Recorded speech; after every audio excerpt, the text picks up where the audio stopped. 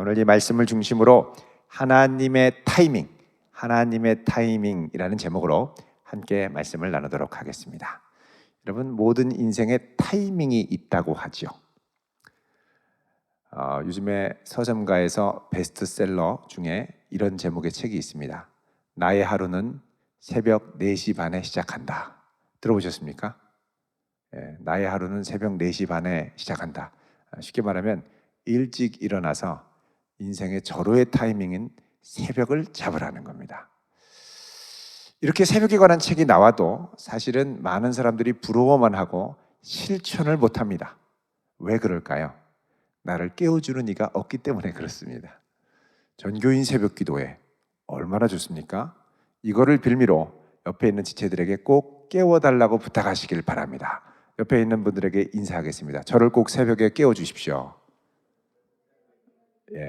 알람이 요란하게 울려도 여러분 저항하지 마시고 벌떡 일어나셔서 온라인 앞에 오시든 오프라인으로 나오시든 꼭 한번 나오시기를 바랍니다. 젊음의 때 새벽에 일어나는 2주간의 훈련을 한다는 건 진짜 좋은 일입니다. 여러분, 이게 습관이 돼서 새벽을 깨우면 무궁무진한 새벽의 세계가 열릴 것입니다. 제가 자랑은 아닙니다만, 자랑으로 비치면 안 되지만 지난해에 책을 6권 냈거든요. 어떤 분이 물어봅니다. 언제 다 썼냐고? 새벽에 썼습니다. 새벽이 황금 같은 일들을 할 수 있는 좋은 시간대입니다. 여러분, 새벽의 가치를 잘 한번 살려보셨으면 좋겠습니다. 경상북도에 가면 영양군이라는 동네가 있습니다. 이 영양군은 2003년도까지 신호등이 없었던 아주 작은 조용한 마을이었습니다. 울릉도를 제외하면 전국에서 인구가 가장 적은 기초자치단체입니다. 그러니까 워낙 인구가 적으니까 신호등이 있을 이유가 없었죠. 그런데 이 작은 동네에 진짜 뛰어난 문인과 학자들이 많이 나왔습니다. 한 70여 가구 정도 이 지역에 사는데 이 마을에서 대학 교수가 14, 학교의 교장 선생님이 19, 또 우리가 잘 아는 사람의 아들 소설가 삼국지 유명하시죠? 이문열 선생, 또 시인 조지훈 시인의 고향이기도 합니다. 정말 작은 동네가 엄청난 영향력을 발휘하고 있죠. 그런데 전에 이 마을 출신의 한 80대 노학자의 이야기가 신문에 알려진 적이 있습니다.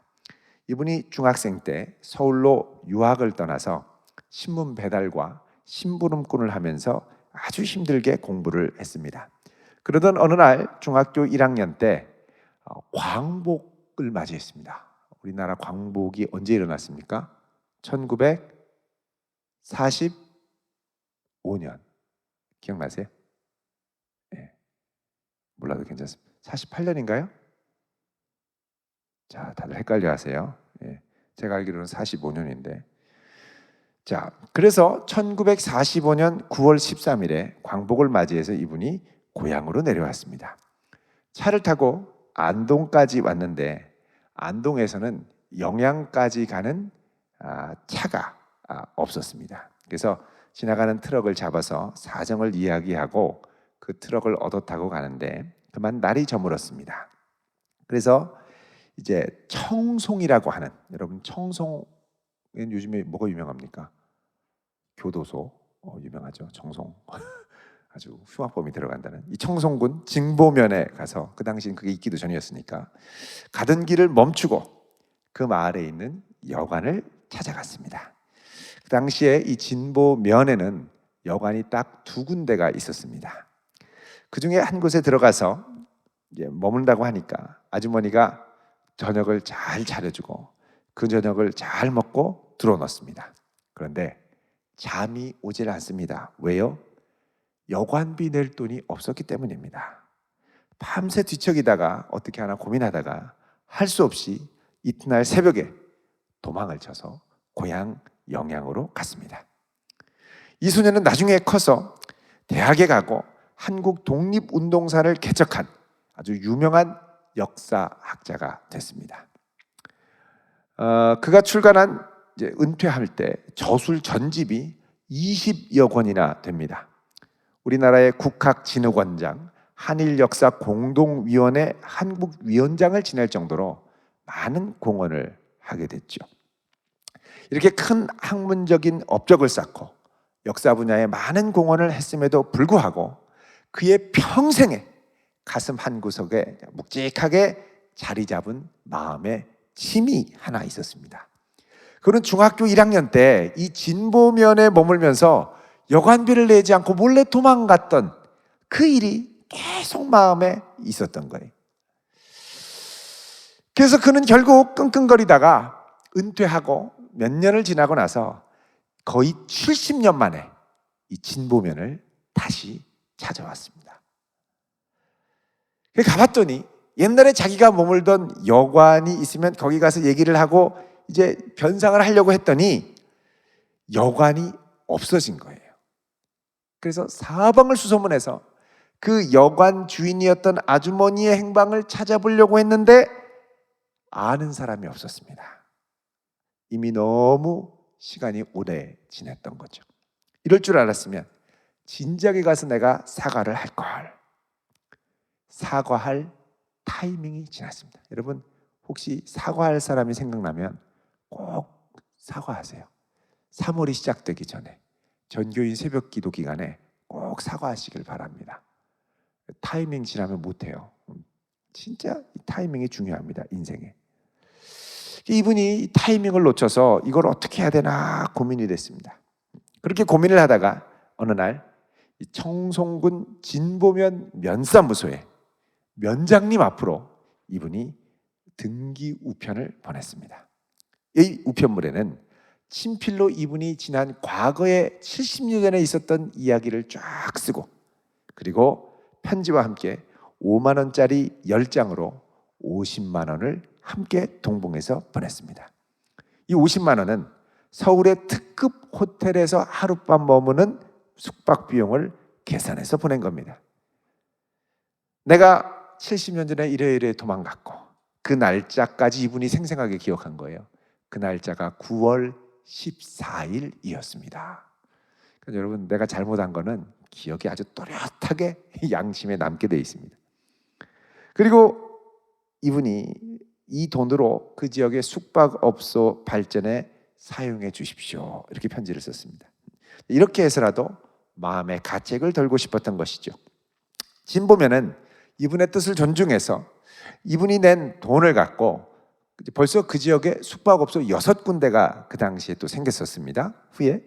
그래서 이 6곳에 그분의 사연을 담은 거울, 그 거울의 이름을 양심거울이라 이렇게 붙여가지고 숙박업소 6곳에 양심거울을 보내고 비누를 기증해서 돈을 사용했다라는 기사가 실렸습니다. 참 이제 가슴이 좀 따뜻해지는 이야기죠. 그러면서도 안타까운 마음도 있습니다. 뭐냐? 타이밍. 진작에 이럴 줄 알았으면 대학 교수가 돼서 첫 월급을 타자마자 아니 대학생이 돼서 뭐 과외를 하거나 알바를 해서 뭐 좀 돈을 조금씩 이렇게 벌기 시작할 때 조금 힘들어도 곧바로 가서 했으면 얼마나 좋았을까. 차일피일 미루다가 결국은 타이밍을 놓친 것이죠. 여러분 우리도 사실 이때가 기회다라는 생각이 들어도 차일피일 미루다가 타이밍을 놓치는 경우가 참 많습니다. 중국의 스마트폰 제조기업인 또 전자제품 제조기업인 이 샤오미를 창업한 CEO 레이 주인이 아주 유명한 말을 한 적이 있습니다. 태풍의 길목에 서 있으면 돼지도 하늘로 날아올 수 있다. 어떻게 돼지가 하늘로 날아올 수 있습니까? 태풍이 몰아치는 길목에서 타이밍을 잡으면 올라간다는 겁니다. 문제는 타이밍을 포착하는 능력이죠. 여러분 하나님의 인도하심을 받기 원하는 우리들에게도 이거는 마찬가지입니다. 하나님이 우리의 삶을 인도하기 원하시죠. 우리는 하나님께 우리의 삶을 의탁하며 나가기를 원합니다. 그래서 하나님께서 우리의 삶을 붙들고 인도하시는데 문제는 그분의 인도하심을 얼마나 예민하게 포착을 해서 그 인도하심에 아멘으로 응답하며 나아가느냐 하는 것이죠. 여러분 그래서 이제 오늘은 이 본문 말씀을 중심으로 해서 어떻게 우리가 하나님의 타이밍을 잘 포착할 수 있을까를 함께 묵상해 보고자 합니다. 먼저 하나님의 타이밍을 포착할 때 전제할 것이 있습니다. 여러분, 하나님의 타이밍을 포착할 때 가장 중요한 기초는 뭐냐? 하나님의 타이밍은 우리가 현실을 벗어나지 않고 씨름하는 그 현실에 두 발을 디디고 있을 때 가능하다는 겁니다. 여러분, 하나님의 타이밍을 기다릴 때가 언제입니까? 보통 힘들 때가 많습니다. 하나님의 때 언제일까? 그러니까 우리가 이 상황을 벗어나고 싶을 때 하나님의 타이밍을 기다리죠. 근데 기다리다 지쳐가지고 아예 그 기다리던 현장을 떠나버리면, 다른 곳으로 아예 움직여버리면 하나님의 타이밍을 포착하는 기회를 잃어버리게 됩니다. 그래서 우리는 하나님이 있게 하신 그곳에 아주 진득하게 두 발을 잘 디디고 버티고 있어야 됩니다. 하나님이 내게 주신 직장, 하나님이 내게 주신 가정, 하나님이 내게 주신 삶의 자리를 여차하면 막 쉽게 박차고 나가지 말고 그 자리에 하나님의 뜻이 어떻게 움직여지는가를 잘 보고 있어야 됩니다. 그럴 때 우리가 하나님의 타이밍을 이제 포착을 하지, 그 두 발을 디디던 걸 떼버리고 움직여버리면 하나님의 타이밍이 와도 현실감이 없습니다. 현실감이 없어요. 이게 때다 아니다라는 건 내가 두 발을 디디고 있을 때 때다라는 걸 알지, 이거를 떼면 현실감이 사라집니다. 잘 놓치게 되죠. 자, 여러분, 야곱을 보시면 야곱이 이제 30장, 31장 보면 그동안 진짜 야비하고 악랄한 삼촌 이 라반 밑에서 온갖 수모를 당했죠. 사실 집으로 가고 싶었는데도 이 라반이 허락을 안 하면서 네가 원하는 품삯 쓸 때 내가 다 해줄게, 이런 식으로 얘기를 하죠. 결국 그렇게 해서 야곱이 부가 많아지고 더 이 라반보다 잘 되면 기분 나빠서 다 뺏어갈 걸 야곱이 알았습니다. 그럼에도 불구하고 아직 이때가 야곱이 생각할 때는 갈 때인데, 이 악인이 워낙 기세등등하게 이러니까 이때는 하나님이 아직 움직일 때가 아니다라는 걸 본능적으로, 육감적으로 느꼈던 것 같습니다. 그래서 야곱은 두 발을 디디고 야비한 삼촌 밑에 있으면서 계속해서 하나님의 때를 기다리며 가는 거죠. 도망가질 않았습니다. 자, 삼촌이 주기로 약속했던 이 얼룩이 점박이 양들, 그 처음 시작할 때 제로 베이스로 만들어 놓고 다 뺏어가 놔고서는 그 다음부터 이제 다시 시작하자고 하는데, 자, 이걸 보면은 야곱이 원망할 만도 한데 하나님의 타이밍을 기다리면서 묵묵하게 버텨내고 있습니다. 그래서 여러분, 우리가 기다리기가 힘들 때 어떤 마음을 갖고 그 자리에 버텨야 되냐면, 하나님이 지금 내 삶의 현장을 어떻게 인도하시나, 하나님의 손길이 어떻게 움직이나를 이렇게 봐야 됩니다. 약간 거리를 두고, 그렇지 않으면 거기 막 이렇게 빠져 있다 보면 자칫하면 사람에 대한 원망이 막 쏟아져 나올 수가 있습니다. 진짜 내가 저 삼촌 밑에 있는 게 아닌데 삼촌 너무했네, 설마 했지만 이렇게까지 하다니 진짜 치사하고 야비하고 내가 있는 게 아니었어. 그러니까 사람에 대한 원망이 막 쏟아져 나온다는 거예요. 그래서 내가 현장에 두 발을 디디고 내 뜻대로 되지 않고 막 몰아갈 때 하나님이 지금 어떤 일을 행하시는가를 눈을 크게 뜨고 잘 봐야 된다는 겁니다. 자, 이렇게 버티면서 그 자리에 있게 되자 하나님의 도우심이 시작되고 하나님이 야곱을 복주시는 것을 경험할 수 있었습니다. 그리고 하나님께서는 마침내 그를 기다림 끝에 그 다음 단계로 옮겨가시는 하나님의 타이밍을 포착할 수 있게 됐습니다. 자, 하나님이 야곱이 버티고 있을 때 하나님이 어떻게 그에게 타이밍을 허락하시는지를 감지하느냐? 첫 번째는 환경의 변화를 통해서입니다. 환경의 변화. 여러분 1절 보시면 야곱이 라반의 아들들이 하는 말을 들은즉 야곱이 우리 아버지의 소유를 다 빼앗고 우리 아버지의 소유로 말미암아 이 모든 재물을 모았다 하는지라. 자, 그동안 가만히 있던 야곱의 아들들이 야곱을 향하여 험담과 비방을 늘어놓기 시작합니다. 야곱이 우리 아버지 소유를 다 뺐고 이걸로 부자가 됐다. 이거 억측이죠. 처음부터 다 야곱 걸 빼앗아 가놓고서는 거짓입니다. 이 라반의 아들들이 너무나도 쉽게 악의적인 비방을 퍼뜨리고 다니죠. 여러분, 우리 주변에도 보면 우리가 묵묵히 버티면서 그 자리를 지키고 있을 때 악의적인 소문을 주변에 퍼뜨리는 사람이 있습니다. 부러워하고 시기하다 못해 나중엔 아주 고의적으로 악담을 퍼붓는 사람들이 있죠. 하지도 않은 일을 했다고 그러고 정말 들으면 혈압이 오르고 피가 거꾸로 솟는 것 같은 일이 있다는 겁니다. 이거 직접 내 귀에 들리면 엄청나게 상처되고 힘들게 되죠. 근데 이 야곱은 이걸 통해서 뭘 느끼느냐? 아, 뭔가 변화가 시작됐구나. 하나님이 뭔가를 시작하시는구나. 자, 두 번째로 하나님의 타이밍은 이 얘기를 듣는 삼촌 라반의 심정적인 변화를 통해 또 찾아옵니다.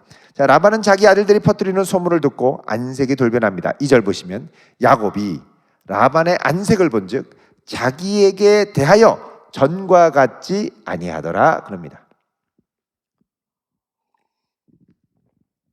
자, 라반의 아들들이 험담을 하고 라반도 야곱을 보는 게 곱지 않고, 그러니까 이런 변화가 야곱으로 하여금 내가 지금 이 자리에 머물 수 있는 가능성들이 이렇게 점점 닫히는 느낌을 갖게 하죠. 그럼 우리가 하나님의 타이밍을 구할 때 두 가지를 잘 기도해야 됩니다. 첫 번째는 뭐냐? 주변 환경을 놓고 기도해야 됩니다. 이 환경이 점점 열리는 환경이냐 점점 닫히는 환경인가를 기도해야 됩니다. 두 번째로는 이게 주변 사람에게 미치는 영향도 같이 고려해야 됩니다. 자, 야곱은 이 라반의 안색과 라반의 아들들이 악담을 퍼붓는 걸 보고 이게 뭔가 변화가 있다라고 생각을 해서 아내들을 불러서 이런 변화에 대한 자기 생각을 털어놓게 되죠. 자, 이거는 야곱이 자기의 결정이 아내들에게까지 미칠 영향을 깊이 생각했다라는 걸 보여줍니다. 또 야곱은 이것이 자기가 하나님 앞에 독립적인 가정으로 성장할 수 있을까에 대한 고민도 포함을 합니다. 자, 이렇게 해서 야곱은 먼저 자기 주변의 환경의 문제, 또 가까운 타인에게 미칠 영향, 그리고 자기의 성장과 독립에 대한 문제들과 씨름을 하면서 하나님의 타이밍을 고려했습니다. 여러분, 우리 주변의 환경이 바뀔 때 이게 내 주변 사람에게는 어떤 영향을 미치고, 우리는 보통 나 자신만 생각하는데 나 주변에 있는 사람들에게 미칠 영향, 그리고 나의 영적인 성장과 하나님 앞에 홀로 서기가 얼마나 건강하게 이루어질까를 같이 고려해야 됩니다. 자, 두 번째로 야곱은 이런 문제에서 더 나아가서 그 다음에 하나님의 말씀을 붙들고 이게 과연 나의 생활과 하나님의 뜻이 일치하는가를 기도합니다. 자, 이 와중에 야곱은 하나님의 음성을 듣습니다. 3절 보시면 여호와께서 야곱에게 이르시되 내 조상의 땅 내 족속에게로 돌아가라. 내가 너와 함께 있으리라 하신지라. 자, 이거는 단순히 떠나라는 게 아니라 내 조상의 땅, 무슨 말이냐? 약속의 땅으로 돌아가는 겁니다. 하나님의 언약을 실현할 테니 인도할 테니 가라는 것이죠. 여러분, 이 야곱은 여태까지 자기가 먼저 간다고 할 때 하나님이 아무 말씀도 하지 않으셨는데 이제 때가 되니까 직접 말씀으로 확증을 시키며 이야기를 하시는 거예요. 13절에 이 야곱이 아내들에게 13절이 아니죠. 야곱은 아내들에게 자기의 사정을 13절 이하에 좀 더 자세하게 설명을 합니다. 여기 보시면 야곱이 이렇게 얘기를 하죠. 자, 아내들에게 나는 베델의 하나님이라 내가 거기서 기둥에 기름을 붓고 거기서 내게 서원하였으니 지금 일어나 이곳을 떠나 내 출생지로 돌아가라 하셨느니라. 이거를 이제 아내들에게 얘기를 하는 거죠. 그러니까 라헬과 레아가 대답을 하면서 동조를 합니다. 자, 이 얘기를 하니까 이 얘기를 4절에 보면 라헬과 레아를 자기 양떼가 있는 들로 불러다가 이야기를 하죠. 자, 자기에게 주신 마음을 두 아내들과 같이 나누고 그의 의견들을 구합니다. 여러분, 우리는 보통 하나님이 뜻이라는 생각이 들면 주변의 이야기를 충분히 나누지 않고 그냥 하나님이 나한테 이렇게 말씀하셨다 그리고 일방적으로 선포하고 가는 경우가 있죠. 근데 야곱은 상당히 신중하게 하나님이 말씀하셨음에도 불구하고 아내들에게는 어떤 변화가 있었는가를 물어보며 점검을 합니다. 자, 그러자 이 아내들이 이 야곱의 말을 듣고 아, 그러냐 그러면서 야곱의 생각에 동의를 해줍니다. 쭉 보시면 이제 아내들이 14절에 우리가 우리 아버지 집에서 무슨 분깃이나 유산이 있겠느냐? 아버지가 우리를 팔고 우리의 돈을 다 먹어버렸다. 자, 이 신부 지참금으로 준 것까지 다 뺏었다는 겁니다. 아버지가 우리를 외국인처럼 여기는 게 아니냐, 노예처럼 여기는 게 아니냐, 이 정도로 딸들의 감정도 많이 상해 있었다는 것이죠. 자, 이런 고백 후에 이제 야곱은 이 아내들의 심정 변화를 확인을 하죠. 확인을 한 다음에 이제 더 나아가서 이 아내들의 마음이 완전히 야곱과 하나됨을 보게 됩니다. 16절에 하나님이 우리 아버지에게서 취하여 가신 재물은 우리와 우리 자식의 것이니 이제 하나님이 당신에게 이르신 일을 다 준행하라 그럽니다. 여러분, 만약에 야곱이 서둘러서 빨리 가자고 했을 때 아내들이 아유, 우리 아버지가 그래도 잘해주는데 왜 자꾸 가려고 그러냐 이렇게 막으면 못하죠. 근데 아내들도 이 자기 삼촌입니다. 죄송합니다. 삼촌이 자기 아버지죠. 자기 아버지가 이렇게까지 심하게 하는 걸 보고 이 딸들도 학을 띈 겁니다. 도저히 이런 아버지랑은 같이 못 있겠다. 그러면서 당신 마음대로 하십시오. 말하는 대로 내가 다 따라가겠습니다. 결국은 어떻게 되느냐? 상황도 움직이고 가장 가까운 내 주변의 사람도 동의하며 움직여주고 또 라반과 그의 아들들도 함께 있는 걸 싫어하고, 그러니까 모든 것이 하나씩 하나님의 뜻대로 일치되어 가는 것을 야곱이 경험하게 되죠. 여러분, 이 확답을 들을 때까지 야곱은 절대 서두르지 않고 결국 아내들이 남편을 향하여 전폭적인 지지를 표명할 때 드디어 야곱은 확신을 하고 그 자리를 떠나기로 결단을 합니다. 여러분, 우리가 하나님의 타이밍을 기다리고 간구할 때 하나님의 타이밍을 방해하는 제일 큰 요소가 있습니다. 그건 뭐냐? 조급한 마음입니다. 조급해요. 조급한 마음이 들면 자꾸 내가 생각하는 타이밍 안에 하나님의 때를 가두려고 그러죠. 나 지금 이럴 때가 아닌데, 빨리 가야 되는데, 빨리 결단해야 되는데, 빨리 지금 움직여야 되는데, 이러다가 때를 놓치면 안 되는데, 이러면서 자꾸 나를 이제 다급하게 몰아가는 겁니다. 여러분, 하나님의 때와 우리의 때는 분명히 다르죠. 그래서 우리는 이런 배짱이 사실은 좀 있어야 됩니다. 이게 하나님의 타이밍이면 모든 게 지금 다 합력하여 선을 이루지 않을 때, 하나님의 타이밍이 분명히 있다면 내가 지금 서두르지 않아도 이 타이밍은 반드시 나에게 올 것이다. 하나님이 허락하신 때가 반드시 올 거다. 막 조급해서 막 안달복달하면 나만 힘들어지죠. 아직 하나님이 허락하신 때가 아닌 거예요. 여건도 상황도 주변 사람도 뭐가 이렇게 자꾸 이게 삐끗삐끗거리는 거죠. 그럴 때는 어떡하냐? 하나님의 타이밍을 신뢰하며 그 자리에서 하나님의 뜻이 이루어질 때까지 기다리며 나의 가는 길은 오직 주님이 하시나니 나는 하여간 끝까지 그분을 신뢰하며 가겠다, 이런 마음이 있어야 된다는 겁니다. 여러분, 일단 내가 서둘러 붙들려는 거 약간 이렇게 띄워놓고 뒤로 가서 하나님이 지금 내 상황에서 어떤 일을 행하시는지 이렇게 관찰하시길 바랍니다. 그러면 나도 모르게 일하시는 하나님의 손길을 이렇게 하나씩 보게 되는 거죠. 여러분, 이럴 때 우리가 점검해야 될 마음이 있습니다. 그건 뭐냐면 내가 지금 하나님의 영광을 위해서 지금 하나, 나의 영광과 욕심을 이루기 위해서 하나, 요거를 잘 분별해야 됩니다. 사실 기다리게 하시는 많은 이유 중에 하나는 내 욕심과 야망의 이 독소를 빼기 위해서 기다리게 하실 때도 많습니다. 이게 내 거가 아니라는 걸 고백할 때까지 독소를 다 하나님이 빼게 하시는 거죠. 자, 이렇게 해서 우리가 하나님의 타이밍을 분별해야 되는데, 자, 여러분, 오늘 우리가 이렇게 쭉 살펴본 하나님의 타이밍을 분별하는 몇 가지 요소들을 요약적으로 한번 살펴보겠습니다. 첫 번째 전제는 뭐라고 그랬습니까? 내게 허락하신 환경을 잘 버티고 있는 것. 지금 자꾸 도망가고 싶은 마음이 들면 자꾸 지금이 타이밍이라는 이제 조급함이 찾아오죠. 절대 지금 타이밍이 아닙니다. 여러분, 요걸 전제로 우리가 크게 세 가지 요소를 살펴야 됩니다. 첫 번째는 뭐냐? 하나님의 타이밍에서 고려해야 할 것들, 고려해야 될 것들. 두 번째는 일치하는 것들. 세 번째는 충돌하고 갈등을 일으키는 것들입니다. 첫 번째, 하나님의 타이밍을 고려하고 기도할 때 생각해야 될 건 뭐냐? 환경이 열려 있느냐, 닫혀 있느냐.